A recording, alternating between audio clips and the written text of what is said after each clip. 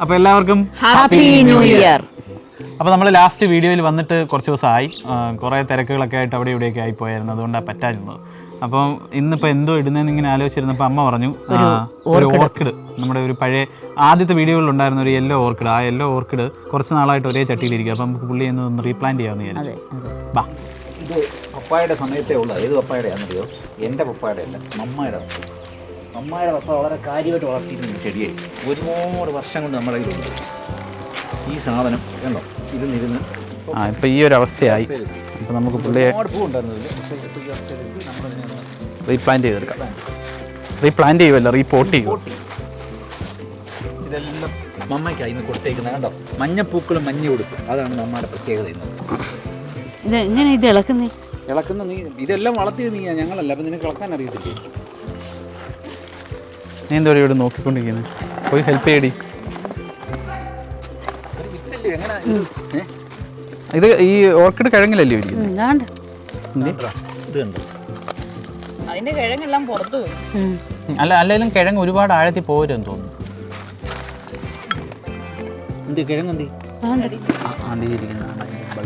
അപ്പൊ ഇന്നിപ്പോ ഒരു ചട്ടിയിലല്ലേ ചെയ്യുന്നത്? നമുക്കിത് ഒരുപാട് ചട്ടികളിൽ മാറ്റി മാറ്റി വെക്കാനുള്ള അവസ്ഥയുണ്ട്. ഇഷ്ടം പോലെ ഉണ്ട്. അത് കറക്റ്റാ. ചെറിയ തൈ കണ്ടോ, ഈ വേരിങ്ങനെ പൊട്ടുന്നത് കുഴപ്പമില്ല. ഇത് മതി. അപ്പോൾ നമുക്ക് കഷ്ടപ്പെട്ട് കണ്ട് ഇത്രയും കിട്ടി. ഇത് തന്നെ പാടുപെട്ടാണ് എടുത്തത്.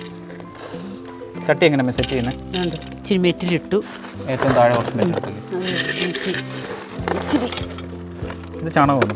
ചാണകം. ഇതൊന്ന് പച്ചക്കറി വേസ്റ്റ് അതങ്ങിടാം. മണ്ണിലിട്ടുകൊണ്ട് ഉറക്കത്തില്ല, എളുപ്പം വേറെ ഇറങ്ങി. അതെ, ഈ മണ്ണിട്ട് കഴിഞ്ഞ് കഴിഞ്ഞാൽ, അതായത് നമ്മുടെ അയ്യത്തെ സാധാ മണ്ണിട്ട് കഴിഞ്ഞ് കഴിഞ്ഞാൽ ഈ സാധനം കയറി ഉറയ്ക്കും. ഇതിന് രണ്ട് തരത്തിലെ സാധനങ്ങൾ. ഇത് പിന്നെ വേറെ കടയിൽ നിന്ന് മേടിച്ച വളവാ. ഇത് ചെടിക്ക് നല്ല സാധനമാണ്. അപ്പോൾ അത് ചാണകം മിക്സ് ആണെന്ന് തോന്നുന്നു. ചാണകം ആയിരിക്കും, എന്തായാലും ഇച്ചിരി നല്ല വെള്ളം. എന്നാലും അതെല്ലാം കൂടി ഇച്ചിരി വാരി ഇട്ടൊന്ന് ഇളക്കി. നമ്മൾ അന്ന് വീഡിയോക്കകത്ത് ഈ ചുറ്റിന് ചെടി ഉണ്ടായിരുന്നു, അവരെല്ലാം ഇപ്പോൾ ചൂട് കാരണം നമ്മൾ ഓരോന്നിൻ്റെ കീഴിലാക്കി. ഒന്ന് ആ ചെറിയുടെ കീഴിലും, ഒന്ന് ഈ ഇതിൻ്റെ പേര് എന്താണ്? ബറാബ. അതെ, ബേബി മംഗോസ്റ്റിൻ, അതിൻ്റെ കീഴിലും ആക്കും.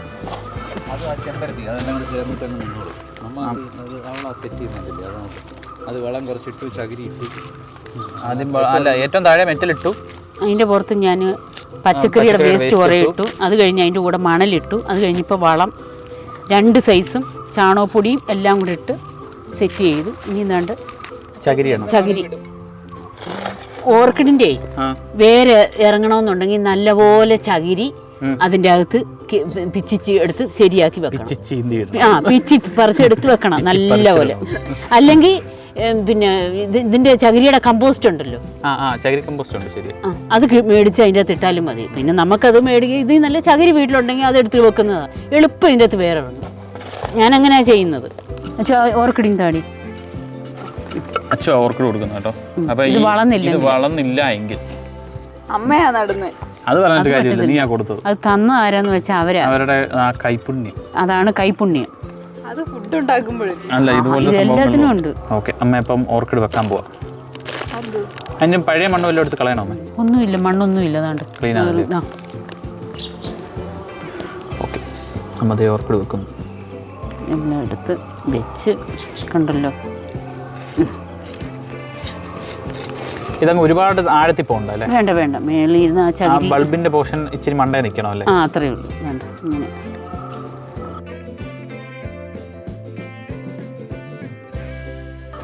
അപ്പോൾ നമ്മുടെ വർക്ക് കംപ്ലീറ്റ് ആയിരിക്കുന്നു. അതെ.